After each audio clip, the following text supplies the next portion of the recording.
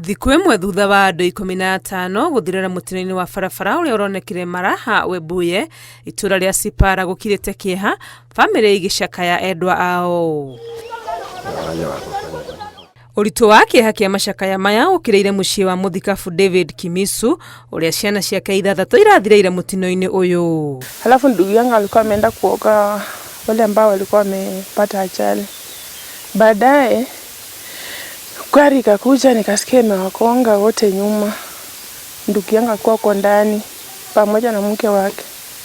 Ndugu yangu ameenda, bibi yake kwa hospitali amevunjika mkono, yana miguu imeumia. Mwanake wa miaka 23 niwe waragĩte na mũtino wa nduthi agĩkĩra barabara, na rĩrĩa andũ ao marathiaga kũmũhonokia niho turera irokire na kũmahata, gũkĩrĩkana nĩ bureki ĩratuire na macũngĩrĩro andũ angĩ 14 marakua. Sasa unajua ni karibu na watu wa nyumbani wengi wakakuja kushuhudia ni ukweli amefariki.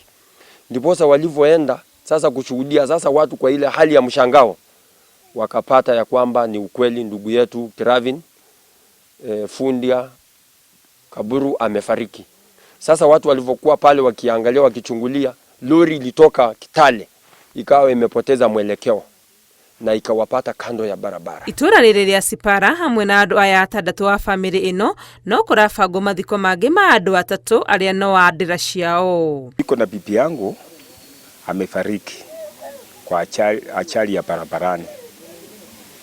Sasa mimi mwenyewe ninaomba serikali itusaidie, kwa sababu kwa hiyo kijiji yetu, ama hata sio kijiji, ni kwa ukoo, tumepoteza watu zaidi ya 9.